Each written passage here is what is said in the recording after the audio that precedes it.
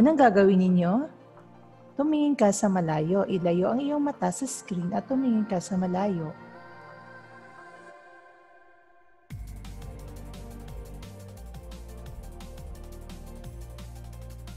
Ayan, bumalik na tayo. Ngayon naman, ang gagawin nyo, kumaway ka sa harap ng camera. Ayan, para naman mabuhayan kayo at kumaway-kaway kayo na nakikita nyo rin ang inyong mga kaklase. Susunod na gagawin, tumayo ka ng 10 segundo. Ayan, tatayo tayong lahat. 1, 2, 3, 4, 5, 6, 7, 8, 9, 10. Ayan, umupo na tayo. Magdala ka naman ng isang mahalagang bagay para sa iyo. Hanap kayo ng isang mahalagang bagay, pwede niyong puntahan na inyong kwarto o kahit saang bahagi na inyong bahay at maghanap ka ng isang mahalagang bagay sa iyo. Mahalaga, importante ito sa iyo. Halimbawa, ang napili kong importanteng bagay para sa akin ay itong alcohol. Lalo na sa panahon ito, napakahalaga nito dahil ginagamit natin ito para sa ating kalinisan at maiwasan din na makakuha ng sakit. Ayan. Ngayon na nagawa na natin iba't ibang mga gawain ito, ano-ano ang mga bagay na ito? Tumingin, kumaway, tumayo at magdala. 'Di ba? Lahat ito ginawa ninyo. Ibig sabihin ito yung mga bagay na kilos na ginagawa natin. Okay?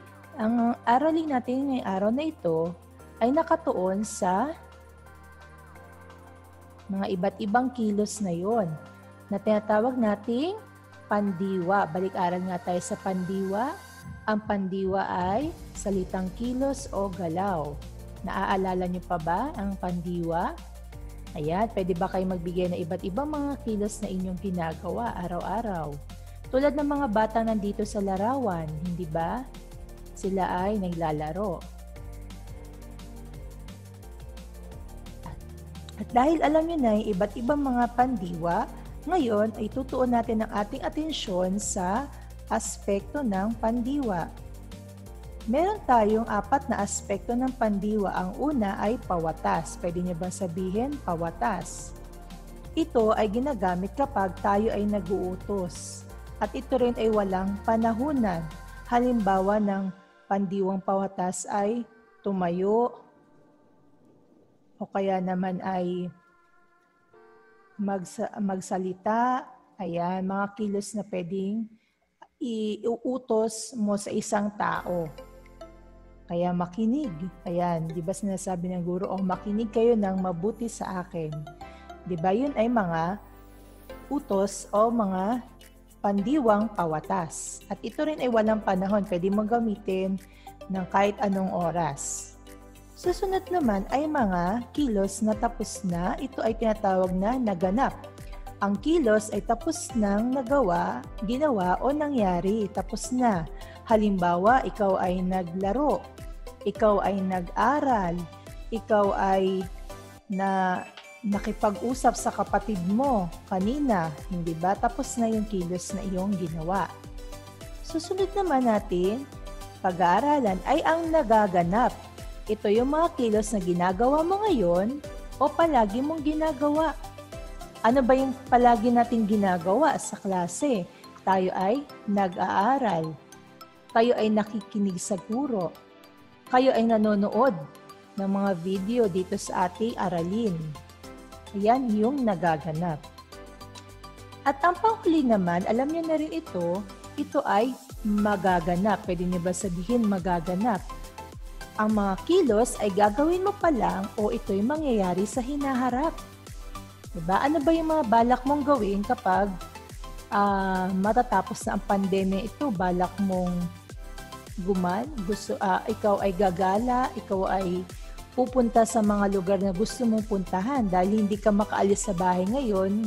Pagkatapos ng pandemya, gusto mo nang pupunta ka na sa mga lugar na nais mong puntahan na hindi mo napupuntahan itong panahong ito. Ayan. Ngayon, pag-aaralan naman natin, Paano naman natin gagamitin ang iba't ibang mga pandiwa sa iba't ibang mga aspekto? Minsan, nagbabago-bago ang pandiwa, depende kung saan mo ito ginagamit at kung ano yung aspektong tinutukoy. Ayan. Banghayin natin ang sumusunod na mga pandiwa. Okay, tingnan natin yung nasa pawatas. Ito ay mga karaniwang mga inuutos sa inyo. Inuutos sa atin. Okay, banghayin natin ang sumusunod na mga pandiwa. Okay, halimbawa, magligpit. Paano natin mababago ito kapag tapos na yung kilos? Halimbawa, tapos ka ng sinunod mo na yung kilos, utos sa'yo ng nanay mo na magligpit ka. Okay, paano mo ito babaguhin sa naganap, nagaganap at magaganap? Okay. Ayan, unahin natin yung mga pandiwang gumagamit ng mag o kaya nag. Okay, ngayon makikita nyo dito na nagbago ang ating pandiwa. Kung dati naging magligpit, ngayon kapag tapos na ito ay naging nag. Yung mag, papalitan lang natin ng nag. Nakikita nyo ba? Yan, susunod naman ay okay. So yung magligpit, naging nagligpit. Ngayon sa nagaganap, ganoon pa rin, ngunit dinagdagan natin. Okay, ano yung dinagdag natin? Ganoon pa rin, yung nagligpit sa naganap, kapag ginagawa mo ito ngayon, nagliligpit. Ang ginawa natin ay, nilagyan natin ito ng isa pang pantig. Yung li. Saan ba nanggaling yung li? Ito ay nanggaling sa salitang ugat na ligpit. Okay? Nakikita nyo? So, mula sa ligpit, kaya dinagdagan natin, uulitin natin yung unang pantig ng salitang ugat na ligpit. Okay? Hindi naman natin pwede ulitin yung buong unang pantig na lig. Ang kinuha lang natin yung umpisang letra lang. Li lang. Kaya nangyari, ito ay naging nagliligpit. Okay? Naintindihan ba? Ngayon, kapag ayaw mo sundin ang utos ng nanay mo na magligpit ka ng mga gamit mo, ito ay gagawin mo pa lang sa magaganap, okay, magiging magliligpit na ang iyong pandiwa. Paano nangyari yun?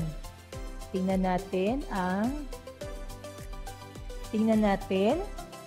Mula dito sa nagaganap na nagliligpit, papalitan lang natin yung nag dito, magiging mag. Ayun. Tingnan natin muli lahat.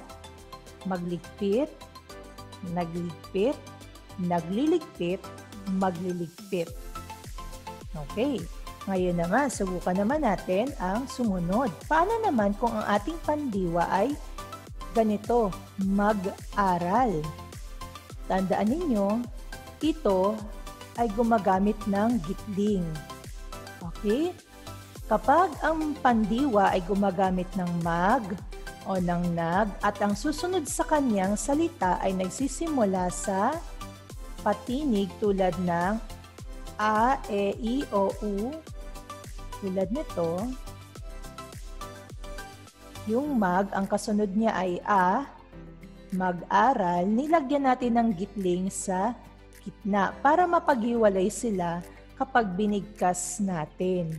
Kasi kung hindi mo ilalagyan yan ng gitling, ang mangyayari ay ganito. Paano mo bibigkasin ang salitang ito? Hindi ba? Magiging mag-aral. So bibigkasin mo yan ng ganito.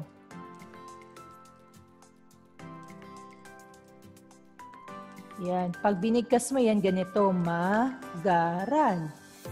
Okay? Kaya ang ginagawa natin ay nilalagyan ng gitling sa gitna.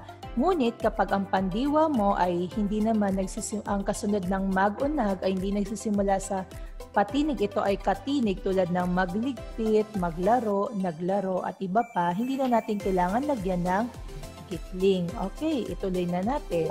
Paano kung ganito? Mag-aral? Ano naman ang magiging anyo nito sa naganap?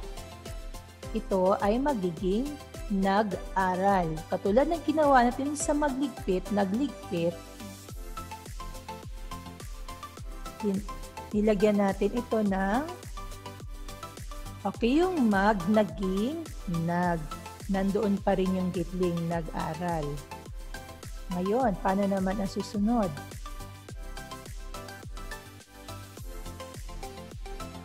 Paano naman ang susunod? Okay, yung nag-aaral ay magiging nag-aaral.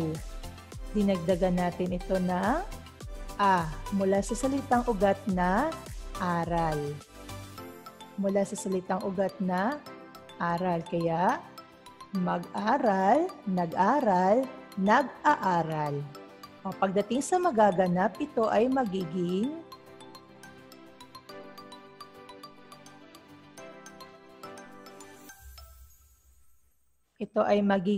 mag-aaral. Okay, yung nag, gagawin lang nating mag dito. Mag-aaral, mag-aral, nag-aral, nag-aaral, mag-aaral. Okay, ngayon naman, kayo naman ang gagawa nito. Subukin ninyo ang inyong nalalaman. Subukin natin ang natutunan natin pag gumamit tayo ng mag o kaya ng nag. Sige nga, pwede ba niyo isulat ito sa kwaderno? 6. Okay, bumuo ng talahan na yan na para sa pawatas, naganap, nagaganap at magaganap. Katulad nitong nasa screen ninyo. Subukan nga ninyo. Tapos na ba kayo para sa maglaro? Subukan nyo para sa maglaro. Gagawa ninyo saan yung naganap, nagaganap at magaganap ng maglaro. Tingnan natin kung makukuha ninyo ito. Tapos na ba? Nagawa niyo na? O, halimbawa, sinabi ng mga kalaro mo sa'yo, teka, tara, maglaro tayo. Inutos niya sa'yo, tara, maglaro tayo. Okay, kung tapos na ito nangyari, ito ay magiging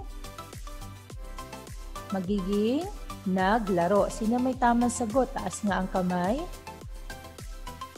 Yan, kapag ito ay palagi mong ginagawa o ngayon ay ginagawa mo, ang naglaro magiging, tama kayo, ito ay magiging naglalaro. Sino may tamang sagot? Yan, tama kayo. Kapag gagawin mo pa lang sa susunod na araw o mamaya, ito ay magiging maglalaro. Sino may tamang sagot? Yan, magaling. Okay, nakikita ninyo, wala tayong nilagay na gitling dahil ang maglaro, ito naman ay yung salitang ugat ay laro, nagsisimula sa katinig. Hindi natin kailangan gamitan ng gitling. Tandaan ninyo, ang gitling gagamitin lang natin kapag ang salitang ugat na kasunod ay nagsisimula sa patinig. Tulad ng a, e, i, o, u. Naintindihan? Okay. Paano naman kapag nagsisimula ang pandiwa sa ma? Paano natin ito babaguhin? Tingnan natin ang ating halimbawa. Makinig. Okay, inutos sa'yo ng nanay mo o sige, anak, makinig ka na mabuti sa akin. Yan. Paano ito gagawin sa naganap? Katulad lang din dun sa mag tsaka nag. Okay, yung makinig magiging nakinig. Tingnan mabuti. Yung ma, naging na. Diba? Katulad lang din, nakahalin tulad na sila nung gagawin dun kapag gumamit tayo ng mag o kaya nag. Nakuha ba? Sumunod naman. Okay, katulad lang din ng kanina, may na pa rin pero ang nangyari ay inulit lang natin ang unang pantig ng salitang ugat mula sa kinig. Kaya nagiging nakikinig. At kapag gagawin mo pa lang, magaganap, ito ay magiging makikinig. Babalik sa ma. Yung na dito, pinalitan lang natin ng ma. Okay? Sige nga, kayo naman ang gagawa sa susunod para sa manood. Tingnan natin kung tama ang inyong magiging sagot. Yung manood, gawin niyo sa naganap, nagaganap at magaganap. Tapos na kaya kayo? Madali lang yan. Katulad lang din nung makinig. Tingnan niyo mabuti kung paano ginawa yung makinig, nakinig, nakikinig at makikinig. Ganoon din sa manood. Tapos na kaya? Sige, tingnan natin kung tama ang inyong mga sagot. Okay, para sa manood, kapag tapos na kayong manood, ito ay nagiging nanood. Sino may tamang sagot? Yan. Susunod naman, kapag ito ginagawa mo ngayon, nagaganap, ito ay magiging nanonood. Sino may tamang sagot? Nanonood. Ako ay nanonood ng palabas sa telebisyon araw-araw. At hindi ka pa nagsasawa. Kapag gagawin mo pa lang, magaganap pa lang, ito ay magiging manonood. Sino may mga tamang sagot? Taas nga ang kamay. Tama kayo. Okay. Ngayon naman, paano naman kapag gagamitin natin itong mag-usap? Okay, tingnan nyo kung paano ko ginawa doon sa mag-aral. Ganon din sa mag-usap. Okay, tingnan nyo dito sa mag-aral. Mag-aral, nag-aral, nag-aaral, mag-aaral. Okay, ganoon din ang gagawin mo dito sa mag-usap. Tingnan natin kung tama ang inyong mga sagot. Kayo lang ang gagawa nito.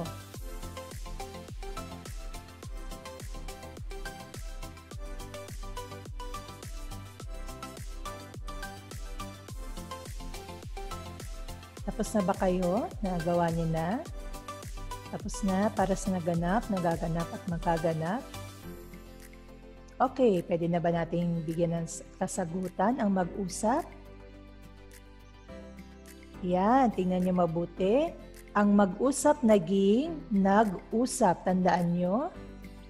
Yung ating pinag-aralan kanina. Kapag ang pandiwa ay may mag, tsaka nag, at ang kasunod nitong salita ay nagsisimula sa patinig tulad ng a, e, i, u, o, u, tulad nito, usap, lalagyan natin ito ng gitling. Lalagyan mo ito ng gitling. Nakuha ba? Yan, nandun pa rin yung gitling. Yung mag naging nag. Ayun, pinalitan lang natin yung mag ng nag. Nakuha ba? Okay, tingnan natin, nag-usap. Sa nagaganap, tama ba kayo? Ito ay magiging nag-uusap. Okay? Tama yung inyong sagot. Nilagyan lang natin, mula dito sa nag-usap, dinagdagan lang natin ng u mula sa salitang ugat na usap. Kaya ito ay naging nag-uusap. At kapag ang sagot naman natin magaganap, ito ay magiging kami ay mag-uusap. Yung na ginawa na nating mag. Sino ang may mga tamang sagot? Yan. Handa na ba kaya para sa susunod? Okay, nakuha na natin paano gagamitin kapag ang pandiwa ay may mag, tsaka ma, o kaya nag, o na. Paano kapag ang ating mga pandiwa ay gumagamit ng gumagamit ng ating pwedeng nasa umpisa o nasa gitna ng mga panlaping Yan, tingnan natin. Kapag ang pawatas na gumagamit ng parehas lang din ito sa naganap. Okay, kapag tapos na, o halimbawa sinabi sa'yo, inutos sa'yo na, anak, umiwas ka sa masasamang tao. Yan. Ang gagawin mo naman sa naganap, parehas. Pag sinunod mo na ito, tapos na nangyari, ito ay magiging umiwas. Parehas lang sila. Paano naman kapag nagaganap? Ang mangyayari, ito ay magiging umiiwas. Ang ginawa natin, dinagdagan natin ng i na nanggaling sa salitang ugat na iwas. Nanggaling sa salitang ugat na iwas, yung iinulit lang natin. Okay? Kaya ito ay naging umiiwas. Ngayon, pagdating na natin sa magaganap, ito ay magiging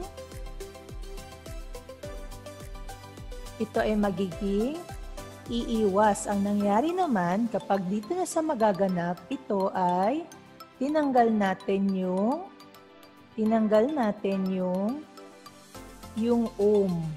Ang iniwan na lang natin ay iiwas.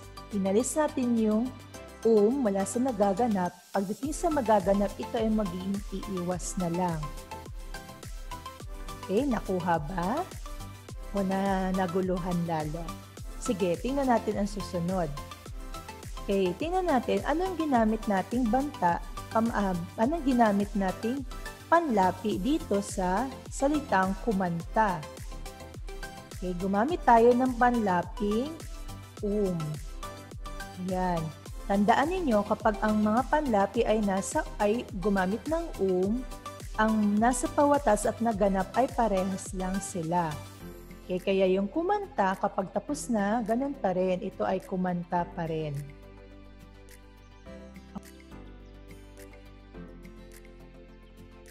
Ngayon, gawin naman natin para sa nagaganap ng kumanta.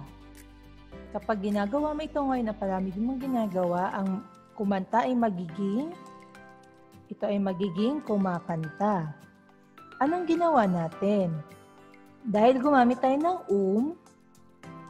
nilagay pa rin natin ito sa gitna, ito ay gitlapi pa rin, kaya naging kumakanta, at inulit natin ang unang pantig ng salitang ugat na nagmula ito sa salitang ugat na kanta. So, mga unang letra ng salitang kanta. Kaya naging kumakanta. Ngayon, paano kapag gagawin mo pa lang ito? Ang mangyayari ay ganito. Pag magaganap, tatanggalin natin yung at ang maiiwan ay ang kakanta. Tinanggal natin yung pagdating sa magaganap, magiging kakanta na lang ito. Okay, naintindihan na paano gawin. Ngayon naman, kayo naman ang gagawa nito para sa umuwi at pumunta. Sige, bibigyan ko kayo ng ilang segundo para gawin ito. Sa naganap, nagaganap at magaganap. Unahin natin sa umuwi. At tingnan natin kung tama ang inyong mga sagot.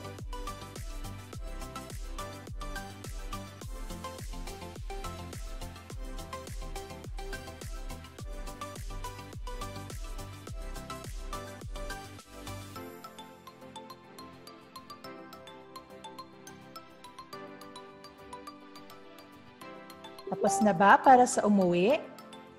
Tingnan natin ang inyong tamang sagot. Umuwi, naganap, umuwi.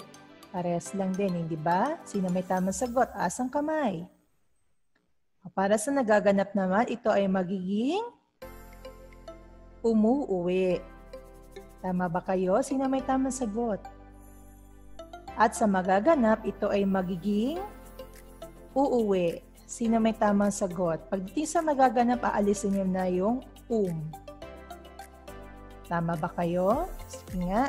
Ngayon, subukan nyo namang gawin para sa salitang o pandiwang pumunta.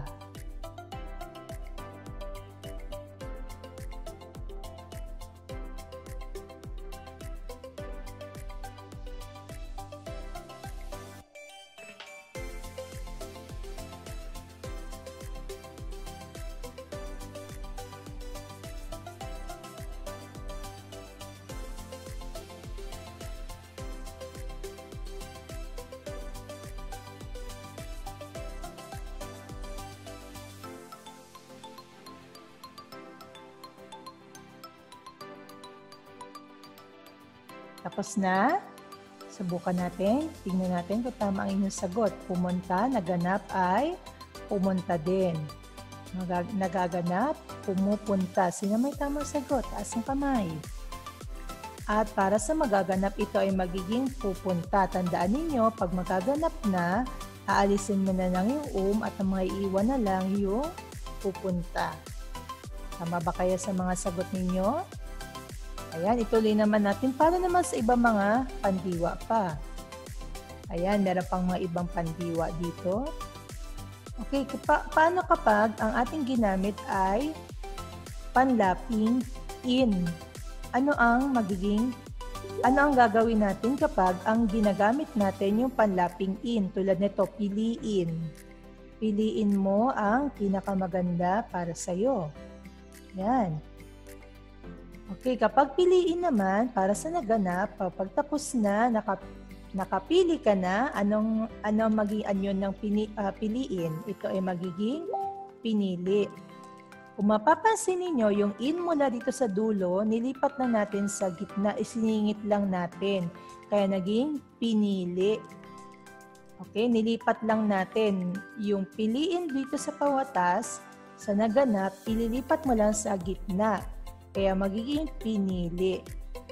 Malilipat lang ng pwesto. Nakuha ba? Sumunod naman, kapag nagaganap naman, ang pinili ay magiging pinipili. Paano ito naging pinipili? Nandun pa rin yung i, nasa gitna pa rin. At ang ginawa natin ay inulit natin yung salitang ugat na pi mula sa salita o sa salitang ugat na pili. Diba? Nanggaling yan sa pili. Ang unang pantig ng salitang ugat natin na pili, inulit lang natin pi pa rin. Okay? Kaya ang nangyari, ito ay naging pinipili. Ngayon, paano naman kapag sa magaganap? Pag sa magaganap, yung in na nilagay mo sa gitna sa nagaganap, ito ay ililipat mo lang sa, yung in na ito, ililipat mo lang sa dulo. Ililipat mo lang yung in sa dulo. Diba? Imbis na katulad sa naganap na pinipili, pagdating sa magaganap, ililipat mo lang sa dulo. Kaya nagiging pipiliin. Okay? Ulitin natin, pawatas, piliin, pinili, pinipili, pipiliin. Okay, nakuha niyo ba? Nakuha niyo ba? Sige, subukan pa natin ng isa pa, tapos mamaya kayo na lang ang gagawa nito. Paano naman kung halimbawa alisin? Ganun pa rin, kapag may int na ginamit, alisin. Pagdating sa naganap, ang alisin, ang in ililipat sa unahan o sa gitna. Kaya ang ating naganap ay magiging inalis. Yung in na nasa dulo ay ililipat mo sa unahan. Kaya naging inalis. Yan, inalis. Ngayon, kapag nagaganap naman, ganun pa rin yung inalis, dadagdagan lang natin ng isa pang pantig mula sa salitang ugat na alis. Kaya naging inaalis. Okay? At kapag nasa magaganap na, ang inaalis mo dito ay ililipat mo yung in, ilalagay mo ito sa dulo. Ito ay magiging aalisin. Ito ay magiging aalisin. Yung in dito, inilipat mo lang sa dulo, naging aalisin. Alisin, inalis, inaalis, aalisin. Naintindihan niya paano gagawin? Sige, kayo naman ang gagawa para sa pandiwang linisin. Linisin mo ang kwarto mo. Lagi may naririnig sa mga magulang mo, hindi ba? Linisin mo ang iyong kwarto. Sige nga, pwede ba ninyong gawin ito? Kayo lang ang sasagot. Bibigyan ko lang kayo ng ilang segundo para gawin ito.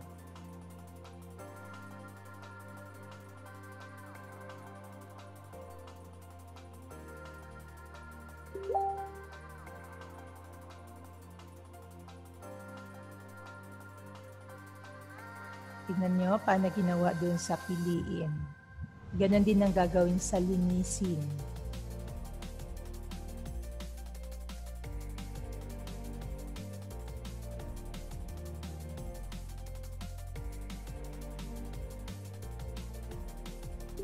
Okay, tapos na. Siguro tapos na ang lahat. Pwede na ba natin sagutin ito? Okay, linisin para sa naganap. Ito ay magiging lininis. Okay, makikita ninyo, dinagdag yung in dito, nilagay natin sa gitna. Kaya naging lininis. Okay? At yung nagaganap ay magiging linilinis. Inulit lang natin ang unang pantig mula sa salitang ugat na linis. At yung in, isiningit pa rin natin yung in dito sa gitna. Nandoon pa rin, inulit lang natin yung huli mula sa salitang ugat na linis. Okay, at pagdating sa magaganap, ito ay magiging lilinisin. Yung in, inilipat mo na sa dulo. Sino may tamang sagot? Linisin, linilinis, pasensya na. Linisin, lininis, linilinis, at lilinisin. Yan. Ngayon naman, paano kung ganito? Mas komplikado yung pinakadulo, yung puntahan. Kasi imbis na maglilipat-lipat lang tayo, meron tayong idadagdag. Okay? Idadagdag at minsan may mga aalisin tayo. Kaya kailangan makinig ng mabuti para dito. Kapag gagamitin natin yung puntahan, ang gagawin natin sa naganap, dadagdagan natin ito ng in. Puntahan, halimbawa inutos sa'yo, okay, puntahan mo nga yung tita mo doon at humingi ka ng suka. Uutusan ka ng ganon. Okay, yung puntahan, nilagyan lang natin ito ng in. Tapos na, nagawa mo na, pinuntahan mo na ang tita mo at nakuha mo na yung suka. Yan. Pinuntahan. So, ang puntahan, dinagdagan lang natin ng in. Siningitan natin ng in, kaya naging pinuntahan. Ngayon, paano naman sa nagaganap? Yung pinuntahan, magiging pinupuntahan. Nandoon pa rin yung in na siningit natin sa naganap at ang inulit lang natin yung pu mula sa salitang ugat na punta. Okay, mula sa ang salitang ugat nito, ang pinakasalitang ugat nito ay punta. Okay. Yan.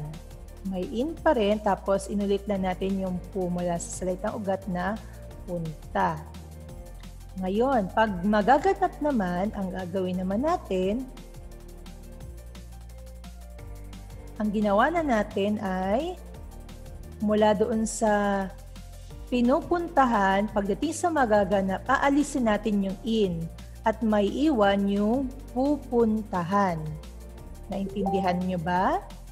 Nakuha nyo ba? Yan, subukan naman natin para sa asahan. Pwede nyo bang gawin yung para sa asahan? Tingnan nyo lang kung paano ko ginawa yung puntahan. Imbis na nasa gitna yung ina sa umpisa ito, lalagay nyo sa umpisa ng asahan. Okay, bibigyan ko kayo lang ilang segundo para gawin ito. Tingnan natin kung magagawa ninyo. Tandaan niyo yung mga ginawa ko dito sa puntahan, pinuntahan, pinupuntahan, pupuntahan.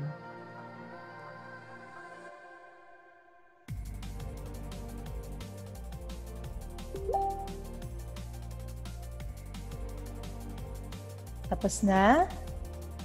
Sige, yung asahan magiging inasahan. Dinagdagan natin ng in sa umpisa.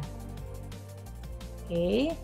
At sa nagaganap naman, yung inasahan magiging inaasahan. Inaasahan. At kapag magaganap na, tandaan ninyo, tatanggalin na natin yung in. Ito ay magiging aasahan na lang. Sino yung may tamang sagot para sa asahan? Asahan, inasahan, inaasahan, aasahan.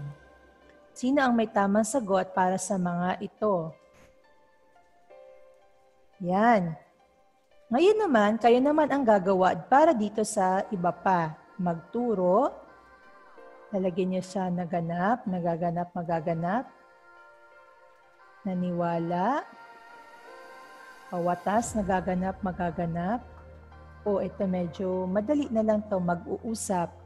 Lalagyan nyo sa pawatas, naganap, nagaganap.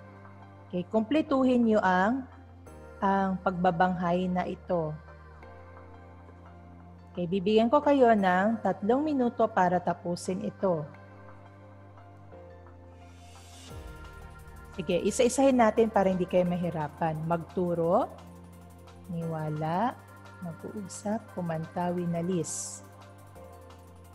Pwede nyo i-pause ang video na ito pag gumagawa kayo, tapos i-play nyo na lang ulit kapag tapos na kayo para matingnan at maiwasto nyo kung tama ba ang mga sagot ninyo. Ayan, tingnan natin kung tama ang mga sagot ninyo. Magturo, nagturo, nagtuturo, magtuturo. Tama ba kayo? Yan, para naman sa naniwala, pawatas, maniwala, yung na, babalik mo lang siya sa ma. Maniwala, naniwala, naniniwala, maniniwala. Okay, kapag mag-uusap naman, okay, gagawin ninyo mula sa pawatas yung mag, pares lang sila, hindi ba? Mag-usap. Huwag niyong kalimutan yung gitling, ha? Nag-usap, nag-uusap, mag-uusap. Tama ba kayo dyan? Para naman sa kumanta, tandaan ninyo kapag pawatas at gumamit tayo ng pares yung pawatas at naganap. Kumanta, pawatas, kumanta, naganap, kumanta, nagaganap, kumakanta, magaganap, kakanta. Sumunod naman, walisin. Ayan, winalis pala para sa winalis. So, nilagyan natin ng in para sa winalis. Yung in at yung in naman, ibabalik natin sa dulo. Walisin. Winalis. Winawalis. Wawalisin. Sino may tamang sagot? Okay, para naman sa kakausapin. Yan, katulad lang sila doon sa walisin. Kausapin, yung in nandun sa dulo. Kausapin, pag naganap na, ililipat sa gitna. Kinausap, kinakausap, kakausapin. Tama ba kayo sa lahat ng ito? Yan.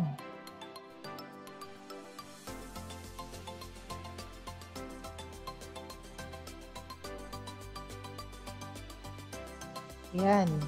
Nakuha niyo na ba paano gagawin ito? Para naman sa oras ng asynchronous natin mamayang hapon o pwede rin ngayon kung may oras pa kayo, sagutan ng pagsasanay 2.4 sa Genio. Ito ay Google Form na nasa Genio. Katulad lang din ng ginawa niya dito sa pagsasanay natin kanina. Yan, magkamukha lang sila ng gagawin doon.